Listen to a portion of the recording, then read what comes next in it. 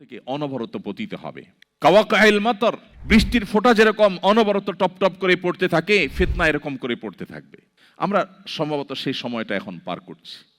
চতুর্দিকে ফিতনার যে ভয়াবহ অন্ধকার, যে ফিতনা আমরা হারিয়ে যাচ্ছি, যে ফিতনায় আমাদের অস্তিত্ব বিলীন হওয়া উপক্রম, ঠিক এরকম সময়ে যদি আমরা ঈমানের উপর অটল থাকতে পারি, তার বৈশিষ্ট্যটা কি, তার লাভটা কি? সুবহানাল্লাহ।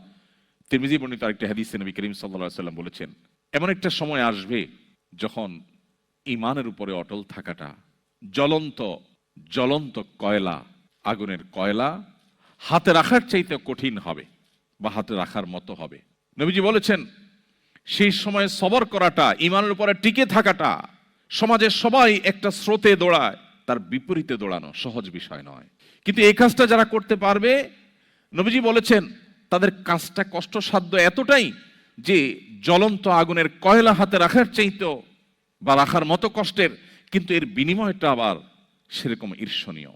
তিনি বলেছেন 50 জন মানুষ আমল করে যে পরিমাণ সওয়াব পাবে, ওই সময় এই রকম প্রতিকূল পরিবেশে যিনি নিজের ঈমানকে, নিজের আইডেন্টিটিকে, নিজের আমলকে, নিজের মুসলমানিত্বকে যে ব্যক্তি বুলন্দ করে রাখবে, উঁচু করে রাখবে, ধরে রাখতে পারবে, আল্লাহ তাআলা তাকে 50 জন মানুষের আমলের সমপরিমাণ সওয়াব তাকে দান করবেন। তিনি নামাজ পড়বেন 1 রাকাত, সওয়াব পাবেন 50 রাকাতের। তিনি রোজা রাখবেন একটা, সওয়াব পাবেন 50টার। তিনি হজ করবেন একটা, সওয়াব পাবেন 50টার। সাহাবীরা অবাক হয়ে গেলেন নবীজির এই কথা শুনে। তখন তো সেরকম কোনো পরিবেশ ছিল না, ঈমানের জন্য অনুকূল পরিবেশ ছিল মদিনাতে। নবী করিম সাল্লাল্লাহু আলাইহি ওয়াসাল্লামের এই কথা শুনে তারা জিজ্ঞাসা করলেন, হে আল্লাহর রাসূল, আপনি যে বলছেন তখনকার মানুষেরা প্রতিকূল পরিবেশে ঈমানের উপরে টিকে থাকতে পারলে একজনে 50 জনের সওয়াব পাবে, সেই 50 জন কি আমাদের 50 জন নাকি তাদের সময়ের 50 জন? নবীজি তখন বলেছেন, আরে না, তাদের সময়ের না, তোমাদের মতো 50 জনের সওয়াব তারা পাবে। আল্লাহু আকবার।